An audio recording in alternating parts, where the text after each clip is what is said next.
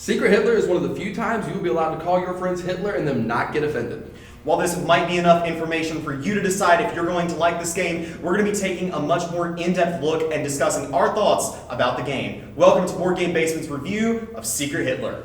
Unlike more iconic social deduction games such as Werewolf, this game is not so straightforward as the good guys fighting the bad guys. Instead, you have a unique political system where two political parties are fighting to gain power.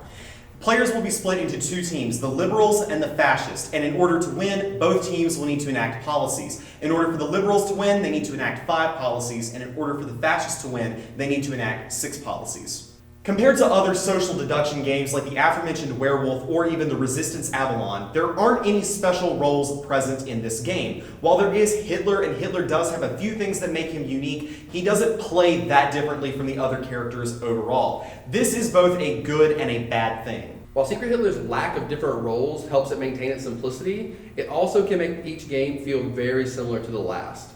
But the simplicity helps to bring in players who have never played before, but if you're more experienced and been playing it for a few months, then each game may start to feel similar. While it may seem like games would become very quickly repetitive, this isn't actually the case. This is mainly due to the fact that the fascists almost have to lie in order to win. Because of this, the human effect is sort of thrown onto the game early on, and it causes no two games to be the same just because of the rapidly escalating beginning due to the lying and deception.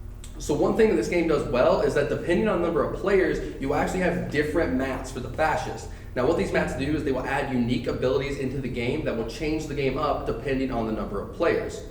Now if you play the game with the same number of players every time, it can get a little repetitive.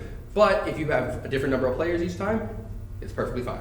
While games like Ultimate Werewolf Deluxe may advertise working with 5 to 75 players, it would be horrendous to play that at anywhere near max player count and really short and luck-oriented at the minimum player count.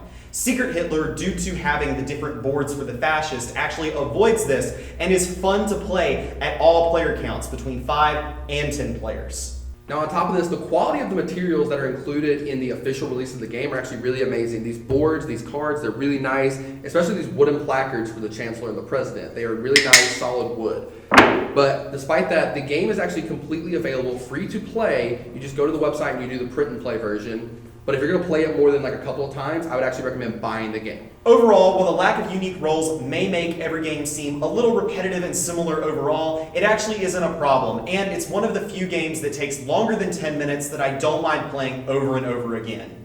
The uniqueness of the political voting system that this game brings to the table is actually amazing if you already are a fan of social deduction games. However, if you and your group are not fans of these types of games, there's nothing new that it brings that's gonna make you suddenly fall in love with them. And if you've never played a social deduction game before, this is actually a great one to get started with, not only due to the simplicity, but also due to the print and play capabilities. If you're not sure if your family is going to like this game, you can just go print out a copy from the internet and give it a try. And if they do like it, the official version is well worth the purchase with its high quality components. And that is all we have for you guys today. Thank you guys so much for watching. Stay tuned for the future when we'll be posting gameplay as well as how to play for this game. But remember to like, comment, subscribe, and we will see you next time in The Board Game Basement. Oh, shoot. Oh, God! Yeah!